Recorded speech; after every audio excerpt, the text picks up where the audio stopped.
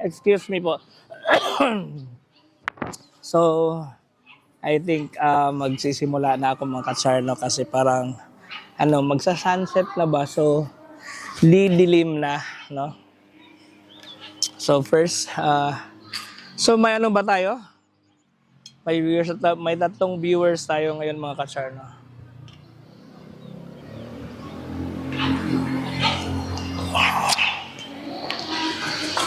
Well,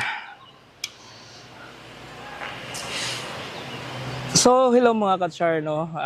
It's me, Scott Summer of Kuyang TV.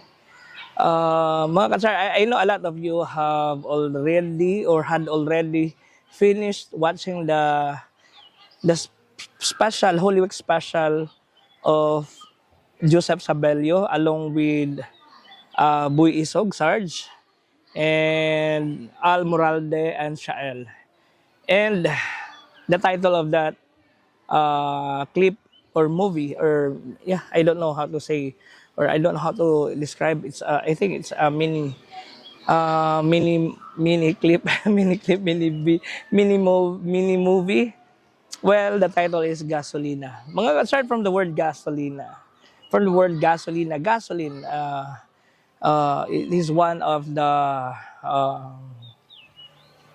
yung inflation ng gasolina ngayon, grabe. Sobrang, I think almost every day or minsan nga every Tuesday, nag-change yung price. Tumataas, walang rollback, always price hike. So, and it's not just for just a centavo, not just for peso. It really affected the drivers right now, especially the passenger jeep, the joyrider, the grab rider, the food panda rider, the Maxim, the Move It, everyone who is depending on driving, yung hanap buhay nakasalalay sa pagmamaneho. So very very very affected lahat.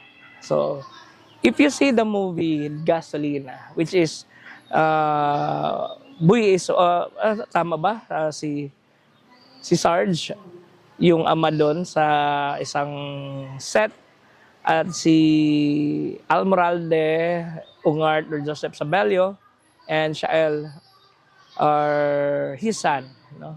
Siya yun ang tatlong anak. And from these three sons, magkakaiba yung mga ano nila.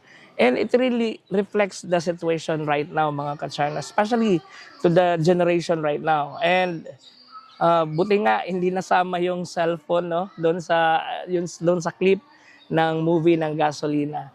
And I know a lot of people watching that clip are di napigilang umiyak, pati nga because life is very inevitable, mga katsarna. Death is very inevitable, mga katsar.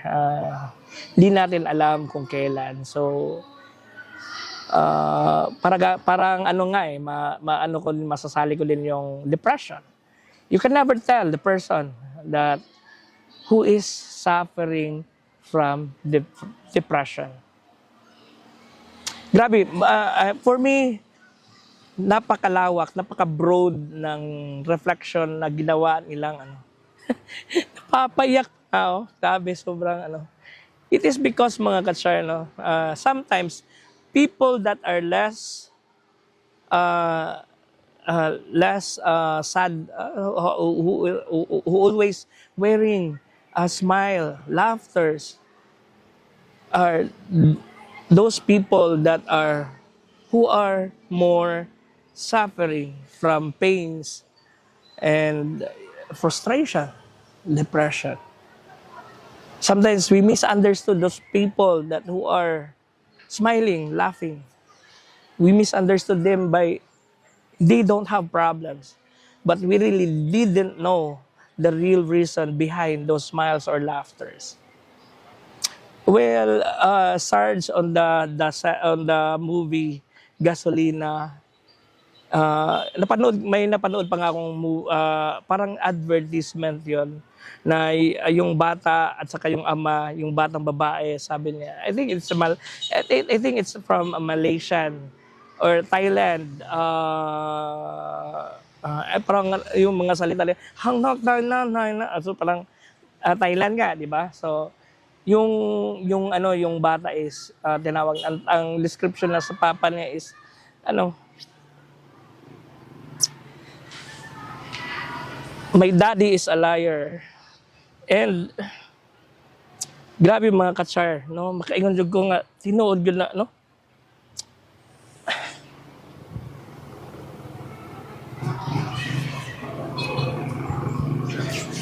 But honestly mga katsar, I watched the movie of Sarge, Joseph Sabelio Chael and Almralde. I tried to skip and skip, no? I tried to fast forward because kana binadali ra ka makahilak, no? Mababaw yung ano ba, yung parang no, pusong mamon. Well, anyways mga katsar, I can really relate to that movie, no? Same as to my father. Kahit may ano na, may I know my father always said okay, pero I know deep inside he is fighting, no, from pains. But kahit ganon, and I pray to God, no? I really pray to God, no? To all fathers out there, no, who are fighting, no? Siguro ako yung parang partly Shael kasi I know I'm good at my school. Parang si ano din, si Ongart, I can thrive, no? Especially for money, no? And parang ano din, Almoral din at the same time kasi masyadong napaka-lazy. And I really admit that to myself, no? Minsan masyadong lazy. Siguro sabi ko nga sa sarili ko, siguro kailangan ko lang siguro ng, pero I know it's not an excuse. I will not finish that line, no? Pero mga katsar, no, sana mapanood nyo yung ano, and especially the generation right now, no, kailangan yung mapanood at intindihin, not just to a certain to a certain to a certain point of, parang isa lang POV mo, yung point of view ng na gusto mong mangyayari, pero there's a lot of understanding to that movie. Grabe, no? Pero yung ano talaga, yung binasa ko talaga yung yung parang sobrang liit kasi ng ano ba, ng lines na yung liar, napakasinungaling pero which is really true. Sometimes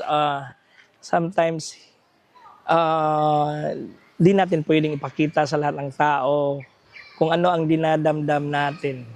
It is because we are not trying to be strong, but we are trying to be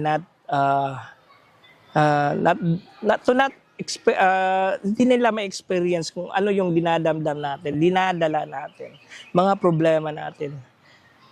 Kaya minsan nga sabi ko sa sarili ko, I know I have lots of, I don't know, for me I don't call them friends, I call them family because I don't stop from friends. I call them family, not just friends. No?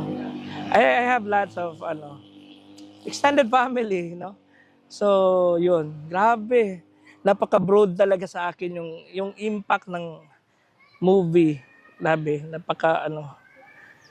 yung Holy Week special ng team ni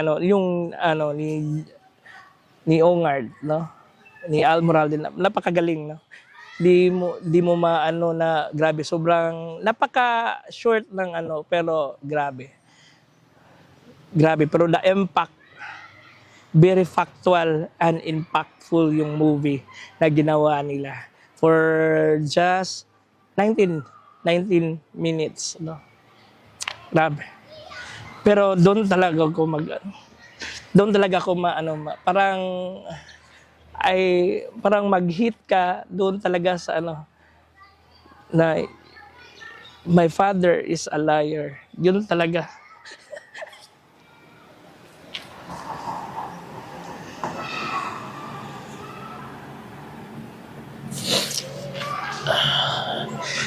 Because mga katsar, very real, very factual. Indeed, it happened.